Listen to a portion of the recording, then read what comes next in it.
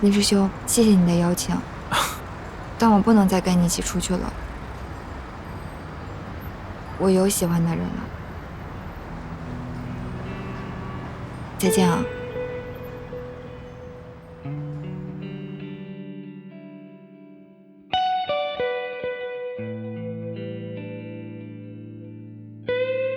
关雎尔道出再见后，觉得心里轻松许多。他终于知道了爱一个人是什么感觉，是见到他会怦然心动，会面红耳赤；见不到他会惆怅失落，会魂萦梦绕。这个人已经在关雎尔的生命中出现，他明明白白地看清了自己的心，不愿再将就。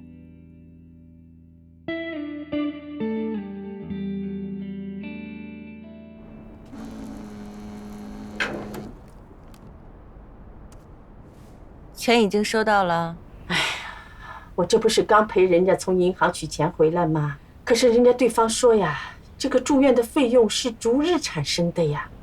今天才只是交了昨天和以前的费用，那以后每天都会产生的。还要多少？他们说这个每天1000总是要的呀。哎呀，小美啊，你说这可怎么办了啊？1天1000，那么你哥哥4天才会放出来，那么至少还要准备4000块钱。行了妈，你别跟我说了。小美，小美。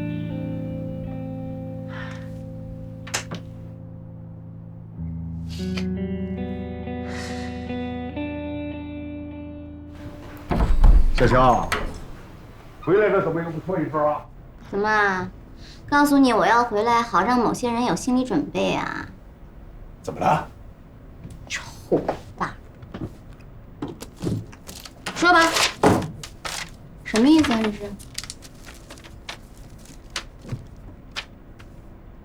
是？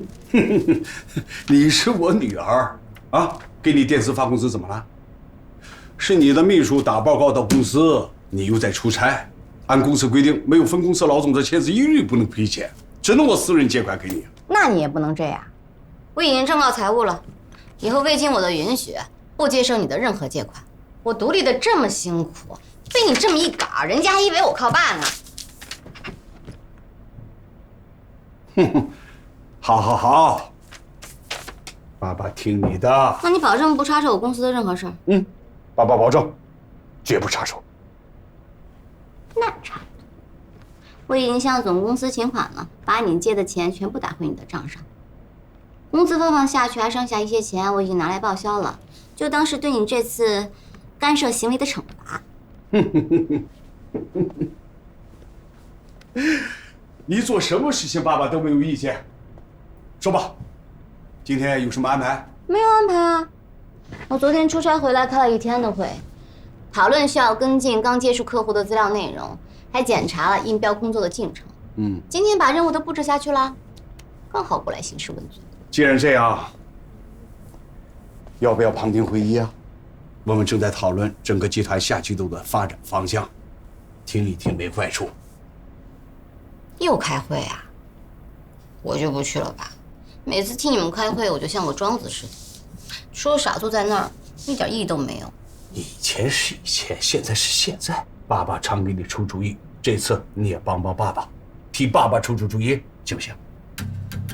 小周，不是我要跟你较真，地板这块本来利润就很薄，再增加设计经费根本就没必要。我同意，要增加投资，我宁可增加到卫浴上。谁说的？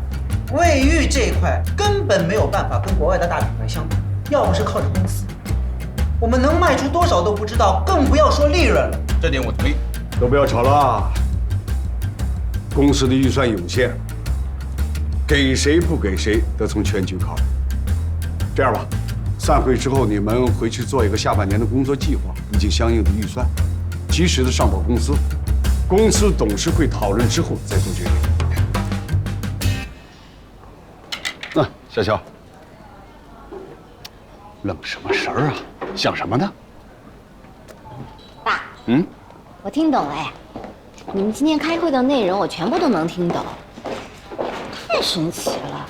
齐总好。应该是我亲身经历那小麻雀公司有点底子，还是我天生就是做生意的料啊？还是你自己肯努力，愿意从最简单的事情做起。哎呀，在别人眼里当老板容易，其实这知道不知道，做过没做过，中间差了10万8千里。没把一个公司摸上摸透就想上手，根本不可能。还真是，以前我听你们开会啊，就跟听天书似的。这次就不一样了。你就好比说下个季度的预算吧，王叔跟小周是一头的，老梁跟万叔叔是一头的，各有各的小算盘。我发现这事还真的挺有意思的呀，比分析樊胜美有意思多了。不愧是我的女儿啊，这么复杂的局面一看就明白了。以后总公司的会啊，你常来听听，对你管你的小公司有好处。行，先走了啊。下午不待在这儿了？不待了，刚回来还有好多事儿呢。再说了，谁陪你呢？我还要约会呢。等，约会？跟上次说的那个医生，长得帅不帅？性格怎么样？是主刀医生还是实习医生啊？我告诉你，不许你过问，不许夸他，总之不许你发表意见，否则一不小心我就逆反。让爸爸不问，按照你的想法慢慢的谈啊。走了。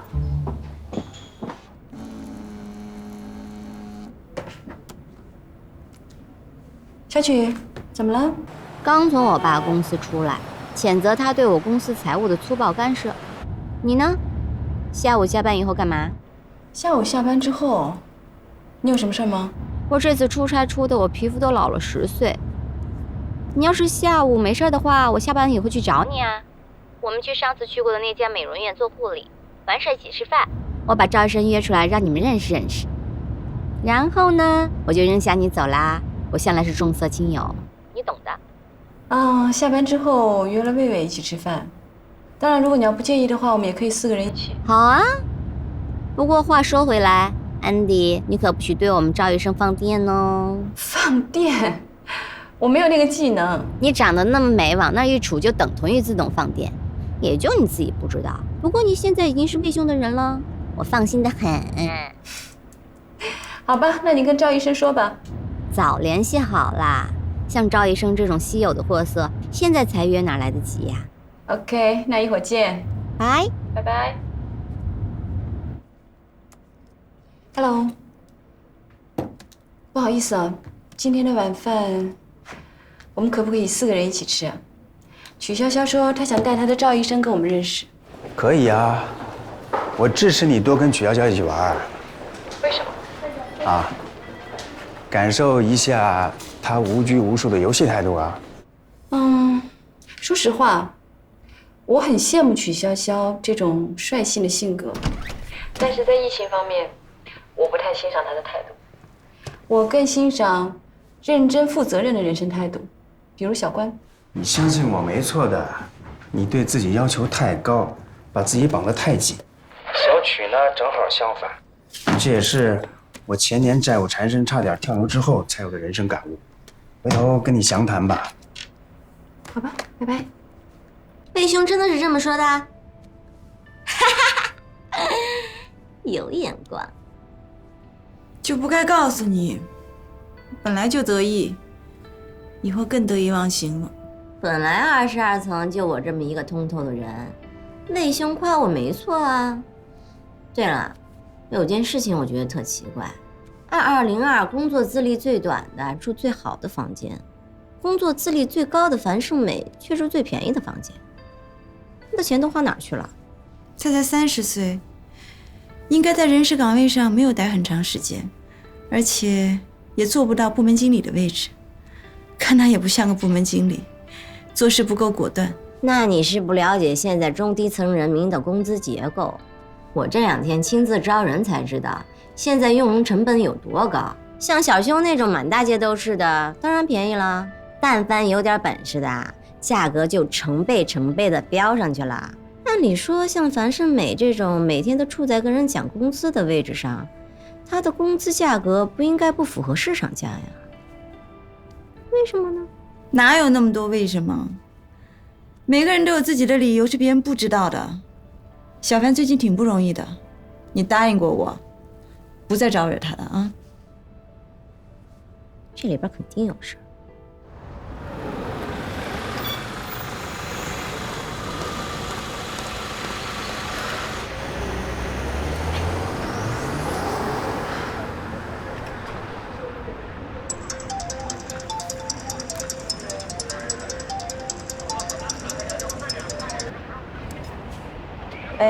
哎，小美啊，你现在说话方便吧？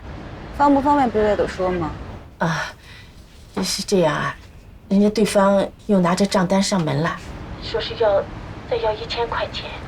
你无论如何帮帮你哥哥啊，哪怕是借呢，咱们总得把这件事情了结了呀！啊，借钱哪那么容易啊？这几年我把身边的朋友同学的钱都借怕了，人家见我都躲。你说1000就1000啊？小美啊，没有办法，这个家里能借钱的也只有你了呀。这怎么办了？你说，哎，小美啊，就这一次了啊！哎，你哥哥这次牢都坐了，我想他出来肯定能长点记性。他什么时候能长记性？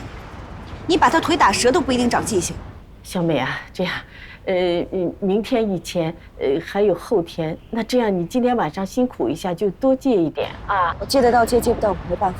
小美啊，一定要借到啊！真的呀，人家说了，要是拿不出钱来，就让我们过不下去的。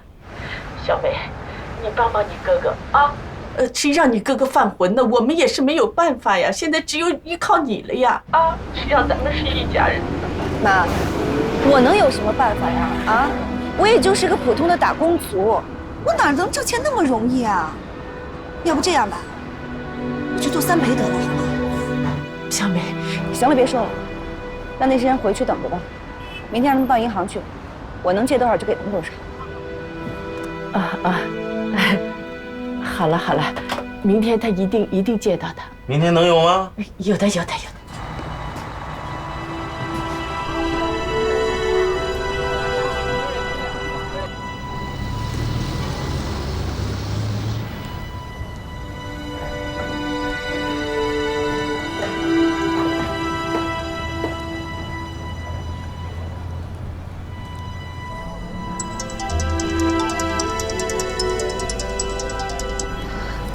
喂，你啊，我最近在老家出差，我听说你哥哥的事。他就这样，如果不惹事儿，反倒不正常了。你还有别的事儿吗？没事就挂了吧。我在车上，我站不稳。等等，小美，那个，我有朋友跟他们认识，朋友说，对方在医院里面有亲戚。啊？住院开药什么都挺方便。怪不得突然住院了，1天1000块。行了，谢谢你告知，我会处理的。你打算怎么处理？你只有找被打人的家属，跟人低声下气、软磨硬泡的谈，谈到对方把心里面的气消了，然后出来体面的把事情解决了。但是你们家有这样的人能出来谈吗？再说了，像谈这种事情，你委托朋友还不行，你必须是家里面的直系亲属处理，给人许下承诺。放下面子，兴许人家才能接受。但是你一个女孩子，行了，我会处理的。再见，小美。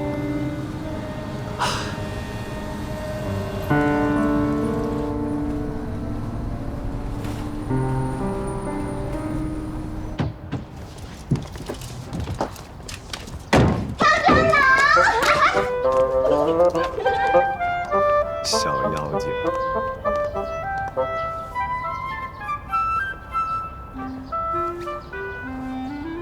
这件你让我跟小曲学的东西。他强大的内心很难学的，改天我再跟你分享我前年的心路历程，咱们有的是时间。啊，不许议论我们。我只在美国校园见过。其实也不仅是在美国校园里啊，一看你就是个保守派。国内的大学也没那么老派。我最怀念的就是大学到博士期间学生时代的生活，有趣的恋爱，有趣的社交。不好意思啊，没有什么能够阻挡一个猥琐男发表他闷骚想法的欲望。同感，我是魏魏，赵启平。走吧，我们进去吧。走。哎，你这两个朋友看上去跟你不太一样。放心，都是见多识广的人，而且跟你一样聪明哦。是吗？那是不是可以凑一桌斗地主啊？好久没玩了，因为总是凑不齐一桌聪明人。40分也行，80分也行，只要是一桌聪明人打牌就行。桥牌，梭哈也行。桥牌会一点，其他不会。很容易的，一教就会。你呢？你会什么？要不这样吧，我们把最终的裁定权交给你，我们就玩你最擅长的。为什么问我不问 Andy 呀？除了桥牌我都会啊，40分吧。行，那就40分。什么40分？一会儿教你吧。会打桥牌就会算牌，40分一教就会，很容易的。对了，现在看来好像就你一个不会算牌啊。所以那我得锄强扶弱，匡扶正义。好啊你，我还以为你偏心我呢，原来你这拐弯抹角说我笨啊！坏人！我要再把月亮惩罚你。好了，我错了，我错了。谁笨啊？哎，我错了。哎，对了，你上次不是说让我帮你找书吗？那这2个呀，特别喜欢看书，而且国内国外到处跑。你把任务交给他们。是吗？那太好了。那我把书名放在手机上吧。啊。你会弹琴吗？外科医生的手是不是跟钢琴家的手一样啊？不会弹，只会听。发过去。啊。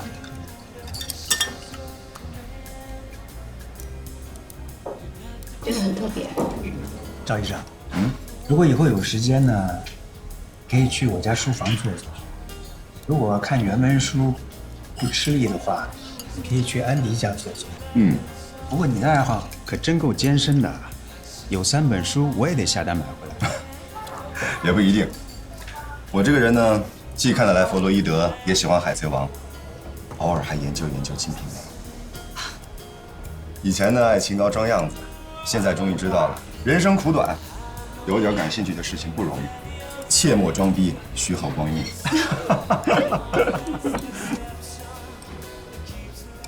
一会儿见。一会儿见。一会儿见。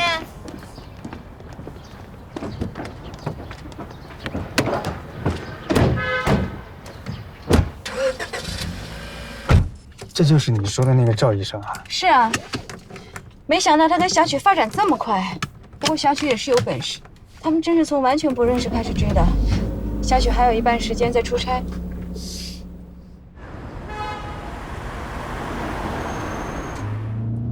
其实我之前在医院见过赵医生，他不是这个样子的，一副精英的模样。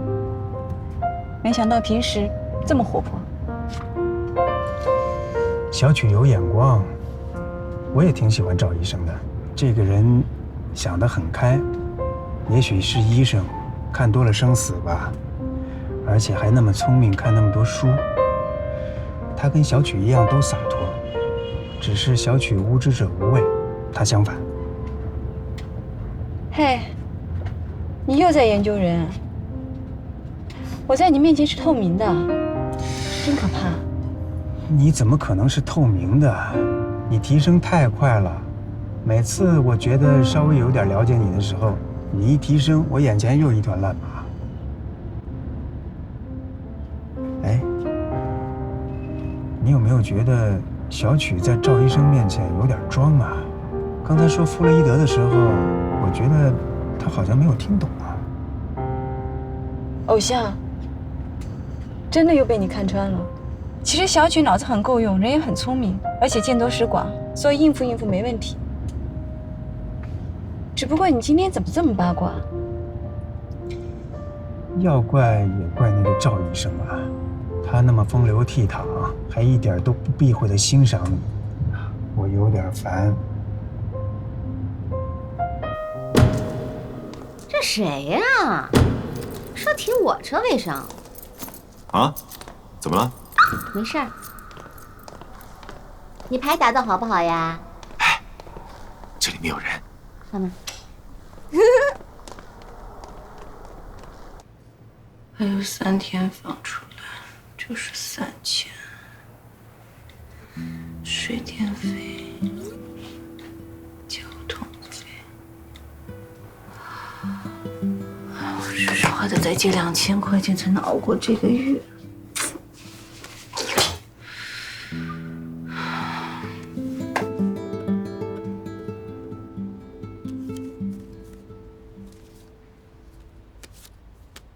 说啊，该谁出了？安迪。哦，安迪。等等，现在小曲的牌应该是最好的，有一对 K， 一个2，应该还有一对什么？赵医生的牌是1对4、1对5和一个2，所以现在外面还有一个大王，可以克你的2。你是不是从电视机看到我的牌了？没有啊。我的牌是透明的吗？还有个大鬼。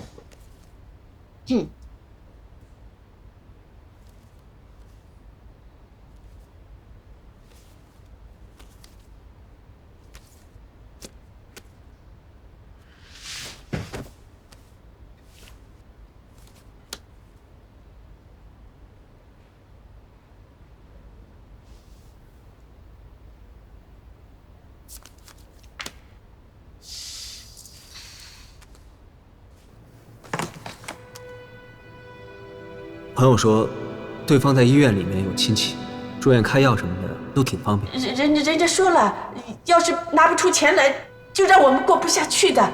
小美，你帮帮你哥哥啊！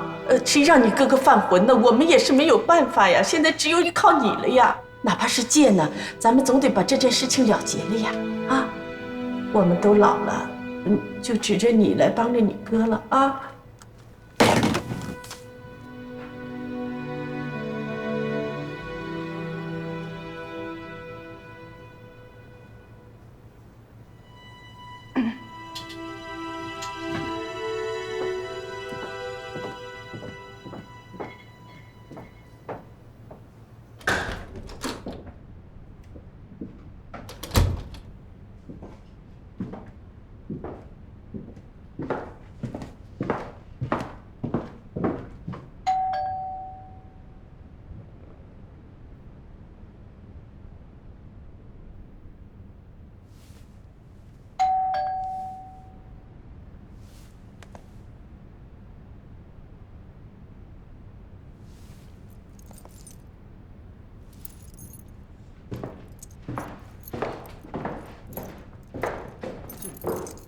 要不起吧？哎呦，怎么还有这么多桃花呢？要不了啊！你还说我？你这个牌就不应该这么打。那走掉了吧？好的。对不起，看来这把又是我和安迪赢了。王呢？对啊，你不是说王在他那儿吗？王在我这儿。安迪，你坏透，你又骗人！我没骗人啊。你看，你跟赵医生，你们在那儿做那些小动作，我也没说话呀。你能不能认真点打牌？我怎么不认真了？让你出2不出2，你看吧。我怎么出2啊？他说鬼在他那，我出2，他不压我了吗？那我们就输了呀。哎，你刚才都说了，我有2张 K，2张 K 是大牌，这把我们就不会输。好了，我有2张 K 都是大牌，知道吗？那我怎么知道鬼不在他那？万一在他那儿呢？你下把真再来一把了。不许耍赖啊！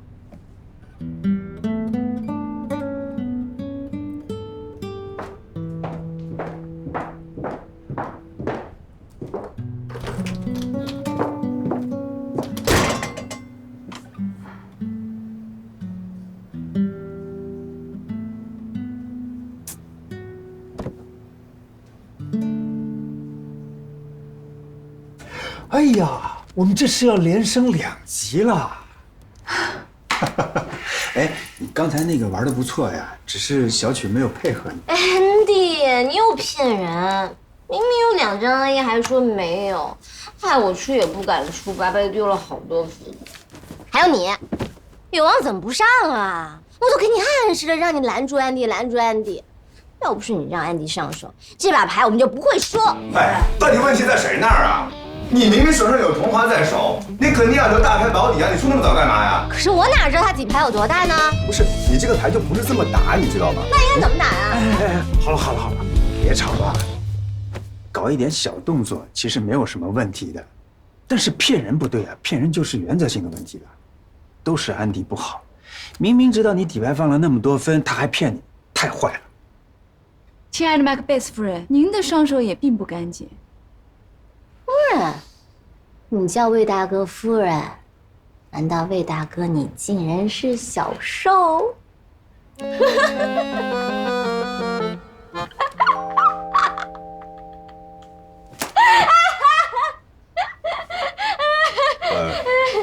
这样吧，今天时间也不早了，我也说的挺多的了，不是说了吗？说的最多的请吃宵夜，我请吃宵夜。这附近哪有吃宵夜的？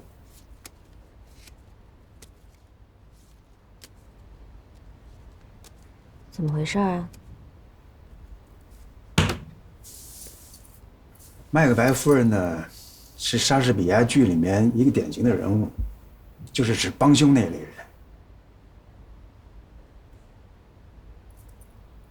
赵医生，不早了，我回去有个报价还要做呢，改天我去医院找你吧。宵夜今天就算了，走吧。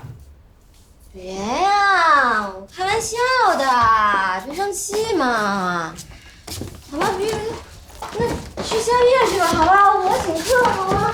别走啊！哎，安迪，哎，别走呀！开玩笑的。才下班啊，加班加的够辛苦的。真走啊？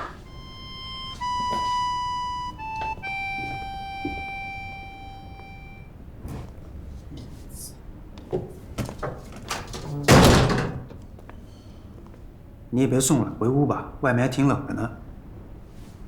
要不这样吧，我们去吃宵夜吧。今晚虽然我输了，但是我还是挺认你们2位牌搭子的。咱们喝2杯，巩固友谊。魏兄，今天晚上没有让你不开心吧？怎么会呢？我也想认识你这个兄弟呢，要不去我那儿吧？我家里也有一些旧版藏书，相信你也有收藏，我们可以一边喝一边交流。好啊，安迪，我不了，我还看报告呢。走吧。那我们走了。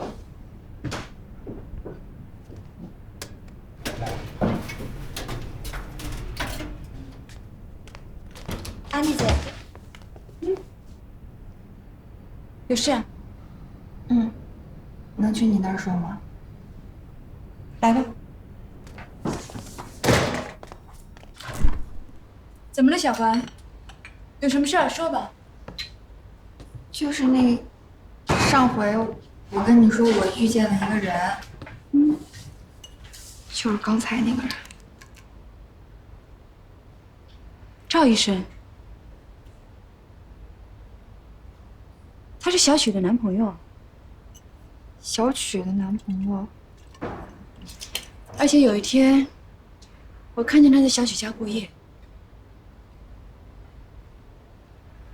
哦，没事了，谢谢你啊，我先回去了。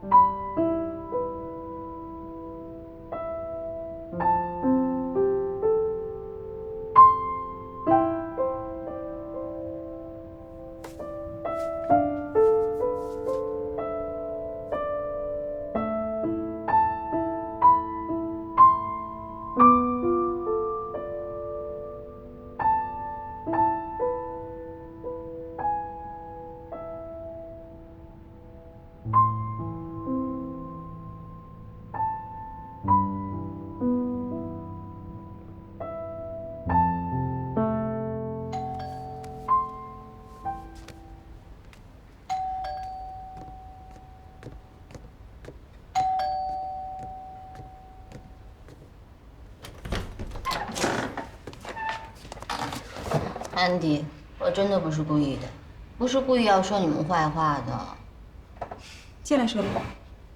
我真的只是输急了，赵医生看上去又都在怪我，唉，烦死了。心烦意乱，脑子混乱。安迪啊，你帮我跟魏大哥说一下，我真的不是那意思。他没有生你的气啊。行，我帮你跟他说。不过今天赵医生好像有点说的不舒服，你也跟他解释一下。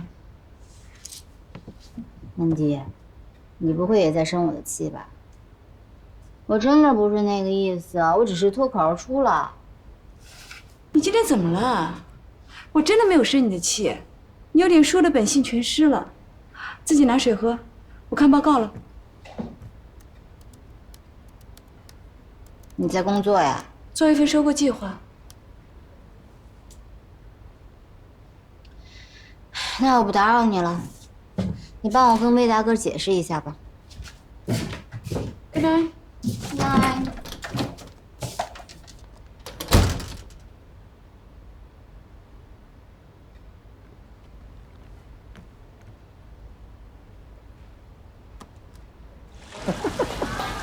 跟你说完之后，你都不敢吃羊肉了。是，没事。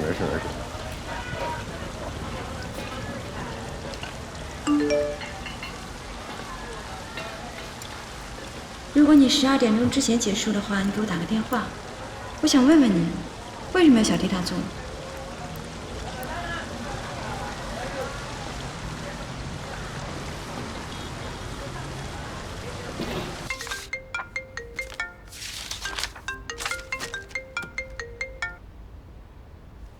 这么快就结束了？没有，我们从你家出来呀，就看见卖烤串的，2个人都饿了，所以就先吃点再走。那件事啊，没猜错，回头我跟你细说。你放心，我不会坏事的。羊肉串儿，新闻上不是说羊肉串的肉大部分都有可能是 Tom and Jerry 的肉吗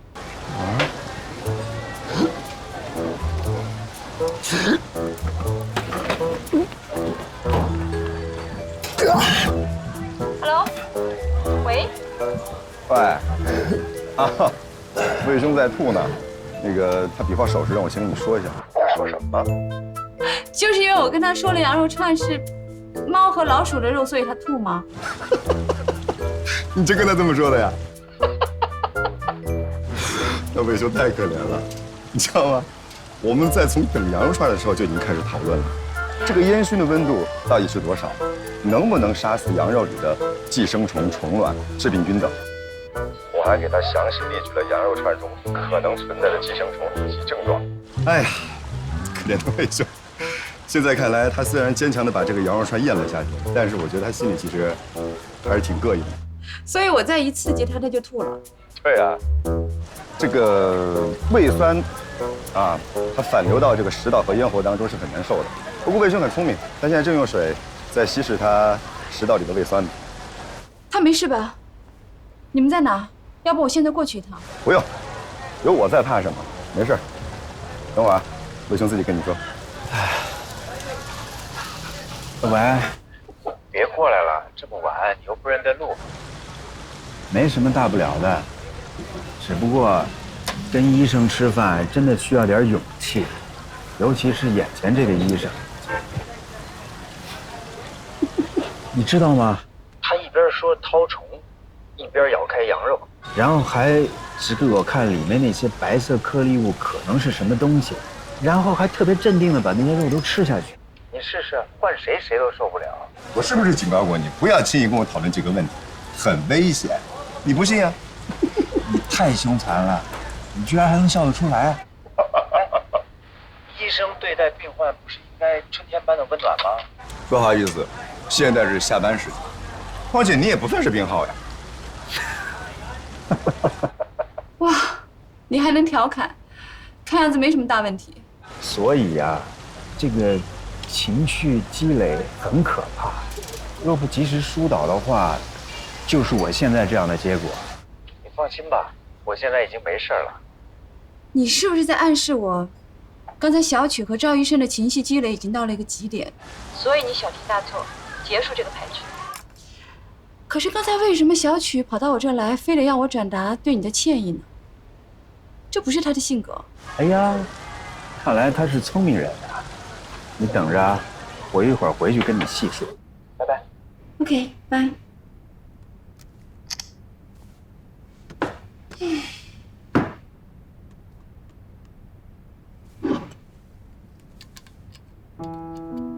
安迪心中的疑点得到印证，今晚的曲潇潇果然是反常，向魏兄道歉更是别有深意。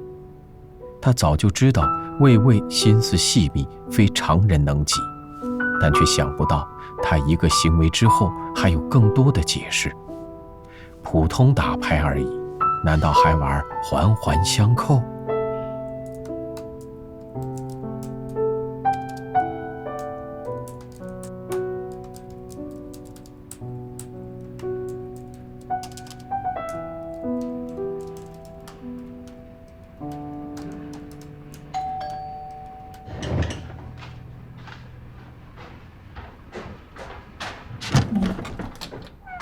这么快就结束了？赵医生心思就不在，所以结束的早。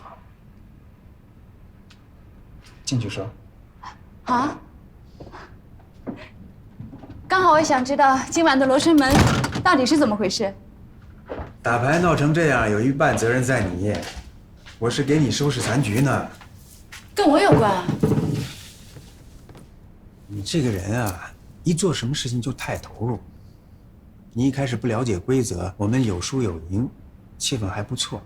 在你第一次连赢3局的时候，我提醒过你放水，给他们留点脸面，你没在意，还越打越勇。那个时候，小曲开始作弊，而且越来越明目张胆。赵医生清高啊，当然不肯配合他了。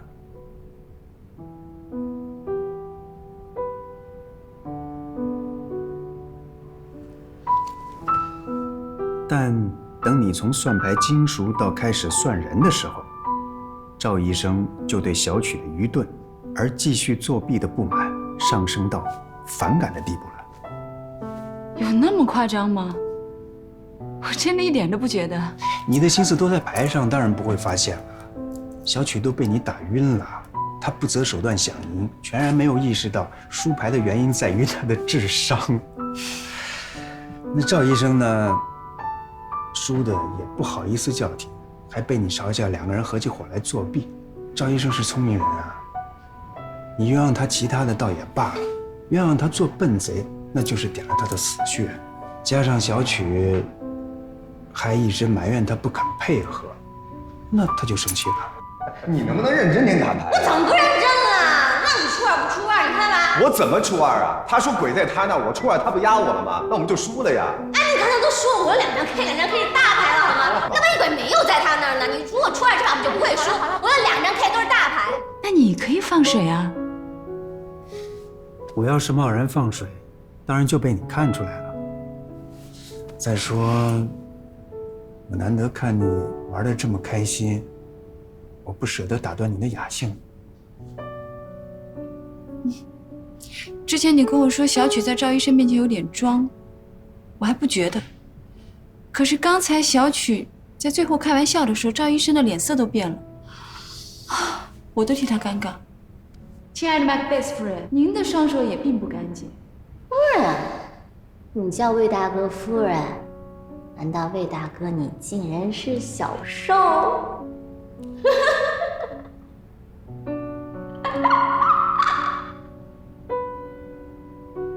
那个玩笑就是最后一根稻草。赵医生也许到现在才发现，小曲其实不学无术，论智商，论格调，他们俩不在一个层面。我看赵医生动气了，所以我就借故叫停了，只好委屈小曲了。还好小曲是聪明人，他很快就能意识到我叫停是为他好，要不然赵医生跟他在牌局上就闹翻了，那他们俩未来的关系肯定不好挽回了。真佩服你，我只顾着赢牌了，我真的没有察觉到。要不是刚小曲来敲我的门道歉，我都不知道今天到底发生什么事情了。我小看小曲了，我原以为他是愚钝，现在看他只是不会玩牌，做人还是很拎得清的。再说，我发个小火，也是我的一点私心。小曲那家伙啊，说好听点是那种给3分颜色就可以开染房的主，说不好听点，则是近则不逊，远则怨。我要想太太平平的在22楼继续混下去，最好时不时的给她点小颜色。